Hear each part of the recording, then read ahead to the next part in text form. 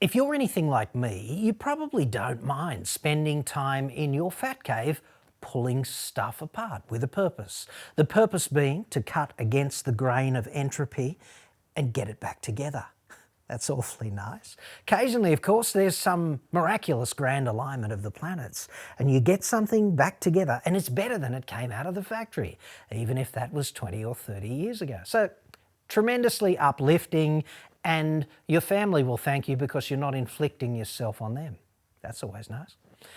However, there's one part of this process that really sticks up my friggin' nose. It so does. And it's the part of the process where you line up 6 or 8 used toothbrushes and you put your snout over the top of some Tupperware container and it's full of degreaser or vinegar if you're dealing with rust and mill scale, or possibly kerosene if you want to cut through some really thick grease, right?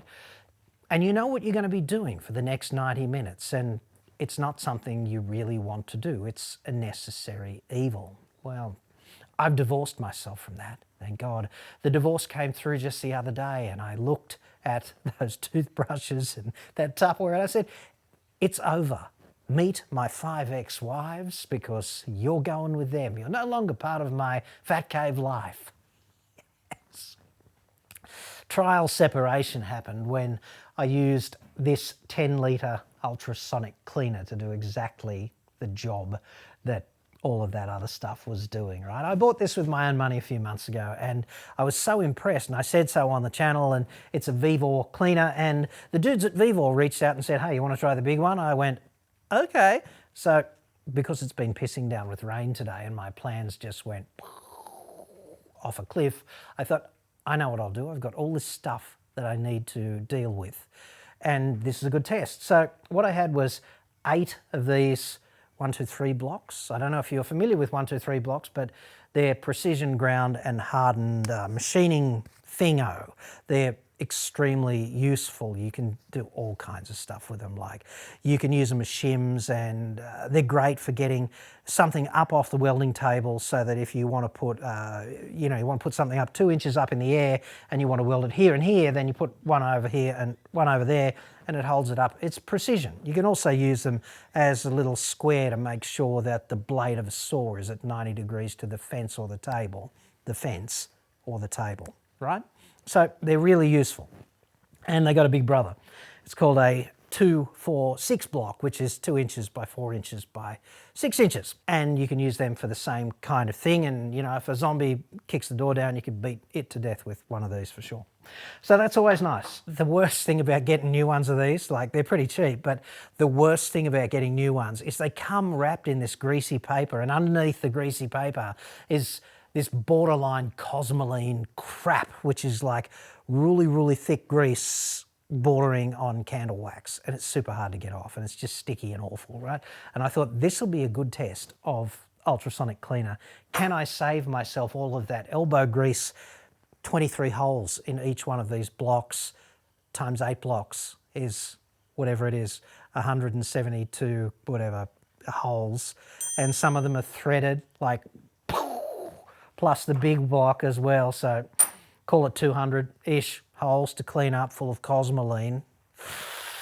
And then I had some old stuff. I had some old vices that really just needed to be pulled apart and cleaned up and restored to the extent that I wouldn't be embarrassed about just seeing them, in the condition they were in. I picked them up on eBay and they were just rife for a little bit of second life kind of thing. What I did was I set the ultrasonic cleaner up outside, and it's really important to put the stuff in the basket, not just on the floor, because there are these 40 kilohertz ultrasound generators essentially glued to the case that you see, like the shiny stainless steel inside. On the other side of that is the ultrasound generators, and you shouldn't stick the heavy stuff directly on top of them. The basket gives you clearance, so always use the basket, and then put all the stuff in. Make sure they've got clearance between their neighbours so that the working fluid can get to all the parts, and then just top it up with, in this case, a bit of caustic kind of degreaser. So I used Chemtech degreaser today, which you buy as a concentrate, and then you just dilute it 10 to 1. So the stuff I'm putting in there is diluted 10:1 with water, and I just filled it up so that everything was submerged. And then there's two functions on the ultrasonic cleaner. There is heating and ultrasound. And in a perfect world, you'd probably do the heating first for about an hour, and then you'd turn on the ultrasound because it takes a while to heat the water up. Water needs a lot of energy to heat it up. But I did them both together because who has time? And 30 minutes later, look at that. Like, that is just super clean, including the internal holes. I don't know if you can see inside any of those holes, but super clean job. So I'm about to spray WD everywhere when I finish recording this and cutting it. The older stuff came up pretty good as well. Like, look inside the dynamic jaw of that vise. That was covered in all kinds of grimy crap. And now it's not. It just went out the pipe at the end of the job. And the degreaser is good to go again. So this is a little machinist vise. It's the fixed jaw on it and the body.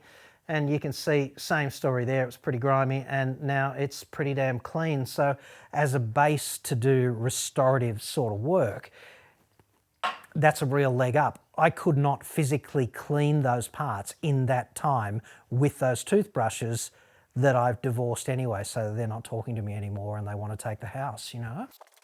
Here's the fixed jaw on the 3-inch vise, and it's got a little defect. You can see there's a bit busted off the casting, and I need to replace that. So I'm going to braze that up. I'm going to fill that gap there with braze, like molten brass, and then remachine the hole into it, and hopefully that'll give it a new lease on life as well. I mean, you could use it the way it is, but it's a matter of principle, so let's just get that up and running again.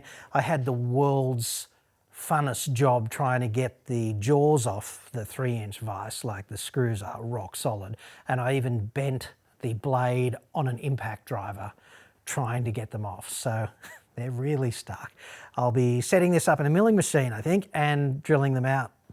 And then hopefully I'll be able to get what will effectively be the studs off, and I'll probably drill and tap it again and just make up my own new jaws for it. So that'll be fun. Stay tuned for that. Let me know if you'd like me to detail any of that stuff as well. I guess the one remaining question is, which one do you buy? And the answer's not that straightforward.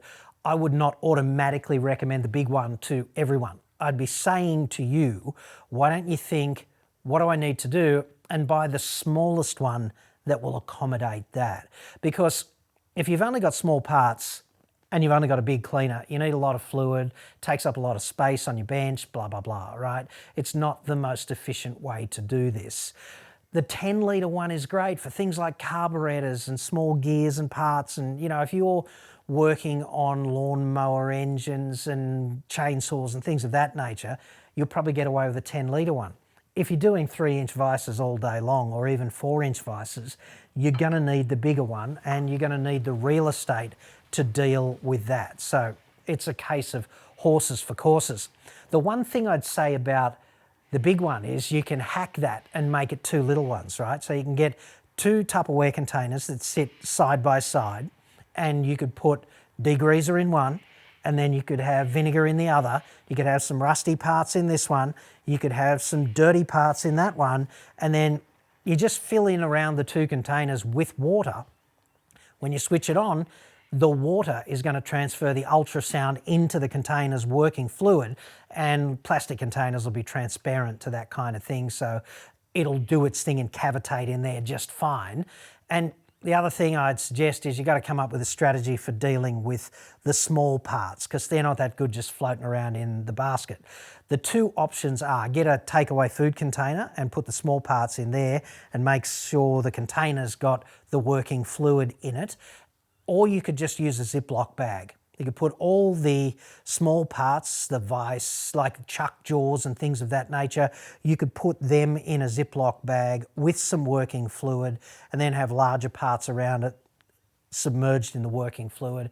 And then 30 minutes later, great, just get the Ziploc bag, open it up, and those parts will be clean as well. The small parts will not float around and disappear, and you'll have them all together and it won't impact the cleaning capacity as long as you've got working fluid inside the Ziploc bag. And don't forget to save the working fluid, because you hardly ever kill it on the first outing. That degreaser was pristine when it went in. It looks a bit dirty now, but it's still chemically active enough to be quite effective for several more cycles through the cleaner, and you want to siphon it off and go again. Just don't discard it, okay? That's about all I've got for you today. Thanks for tuning in, and these things rock. They really will save you a lot of time, and the worst part of the process is just, it's over, which is awesome. Links in the description. Thanks for watching. I'll catch you on the next one.